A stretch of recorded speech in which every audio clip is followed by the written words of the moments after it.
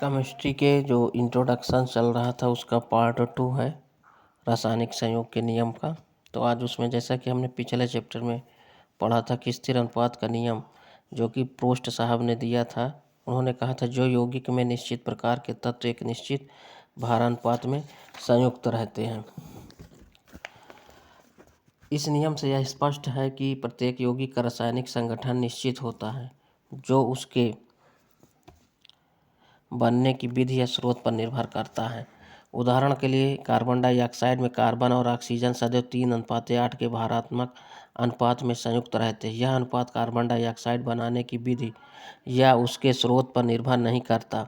सभी कार्बनिक यौगिक एवं लगभग सभी अकार्बनिक यौगिक का नियम का अनुपालन करते हैं और इसको और आगे ठीक से हम पढ़ेंगे। गुणित अनुपात का नियम, लॉ ऑफ मल्टीपल प्रोपोर्शंस क्या कहता है, इसे इंग्लिश वैज्ञानिक जॉन डाल्टन ने दिया था। इनके अनुसार जब दो तत्व एक संयोग करके दो या दो से अधिक यौगिक बनाते हैं तो एक तत्व के भिन्न भिन्न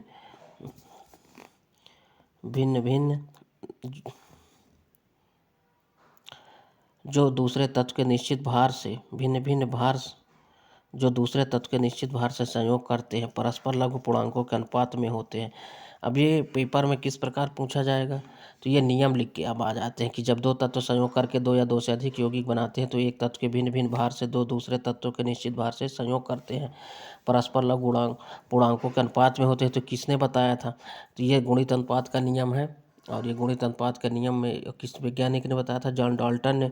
अब इसमें नियम पूछा जाता है कि CO और CO2 किस नियम की पुष्टि करते हैं, या N2O, NO, N2O, N2O4 तथा N2O5 किस नियम की पुष्टि करते हैं। तो सीधा हम इसमें आंसर देंगे कि CO CO2 आ जाएगा तो गुणित अनुपात का पुष्टि करते हैं। N2O, NO, N2O3, N2O4, N2O5 आएगा तो ये भी गुणित अनुपात का नियम होता है। इसके बाद व्युत्क्रम अनुपात का नियम। व्युत्क्रम अनुपात का नियम क्या कहता है, जर्मन वैज्ञानिक JB रिक्टर ने 1792 में इस नियम का प्रतिपादन किया। इस नियम के अनुसार जिस भारानुपात में दो तत्व A और B पृथक किसी तीसरे तत्व C के एक निश्चित तत्व से संयोग करते हैं, निश्चित भारानुपात भार से संयोग करते हैं, उसी भारानुपात के किसी सरल गुणक या सरल भिन्न में दोनों तत्व A और B परस्पर संयोग करते हैं। तो रेसिप्रोकल वाला प्रोपोर्शन में इसमें भी यही सूत्र बनता है। इसमें सबसे ज़्यादा प्रश्न ये बनता है कि H2O SO2 किस नियम का पालन करते हैं, CO2 CH2 SO2 किस नियम का पालन करते हैं। तो ये लोग H2O SO2 CO2 CH2 और SO2 ये व्युत्क्रम अनुपात के नियम का पालन करते हैं। इसके बाद गैलुसैक का नियम।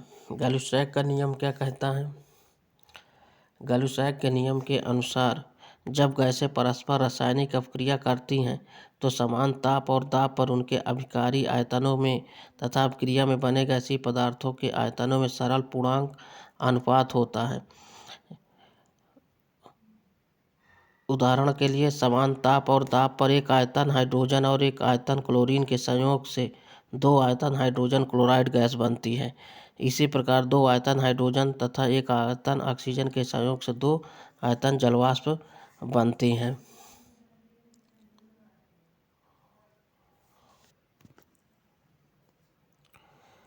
अब ये कुछ रूल्स और भी पूछ लेते हैं, कुछ नियम्स और भी पूछे जाते हैं, जैसे बर्जीलियस की परिकल्पना क्या थी। तो बर्जीलियस की परिकल्पना क्या थी कि गैलुसैक के नियम की व्याख्या करने के लिए 1811 में स्वीडिश वैज्ञानिक बर्जीलियस ने एक परिकल्पना प्रस्तुत की जो डाल्टन के परमाणु सिद्धांत पर आधारित थी।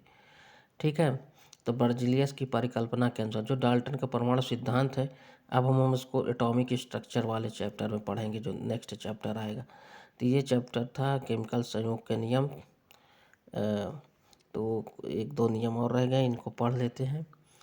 जैसे समान ताप और दाब पर गैसों के समान आयतों में परमाणुओं की संख्या समान होती है। यह परिकल्पना गैलुसैक नियम की व्याख्या करने में असफल रही और इसी कारण रद्द कर दी गई। इसके बाद एक दूसरा नियम है एवोगाड्रो का नियम। क्या था एवोगाड्रो का नियम? 1811 में इटालियन भौतिक वैज्ञानिक एवोगाड्रो ने सर्वप्रथम यह विचार प्रस्तुत किया कि पदार्थ अणुओं से और अणु परमाणुओं से बने होते हैं। गैलुसैक के नियम की व्याख्या करने के लिए 1812 में एवोगाड्रो ने एक बहुत महत्वपूर्ण परिकल्पना प्रस्तुत की, जिसे आज रसायन विज्ञान का प्रमुख नियम माना जाता है। जैसे ब्रजलियस की संकल्पना क्या थी कि समान ताप और दाब पर गैसों के समान आयतनों में परमाणुओं की संख्या समान होती है। और इन्होंने क्या बताया था कि एवोगाड्रो ने समान ताप और दाब पर गैसों के समान आयतनों में अणुओं की संख्या समान होती है। तो दोनों के नियम में अंतर है कि जब एवोगाड्रो ने बताया कि अणुओं की संख्या समान होती है तो इस नियम से गैलुसैक के नियम की सही व्याख्या की जा सकी, जबकि गैलुसैक ने परमाणुओं की संख्या बता दिया था। तो इस चैप्टर में सिर्फ कुछ नियम से 1-2 नंबर के पूछे जाते हैं। अब अगली यूनिट्स में हम रासायनिक संयोग के जो मूल नियम थे यहीं से क्वेश्चंस बनते हैं।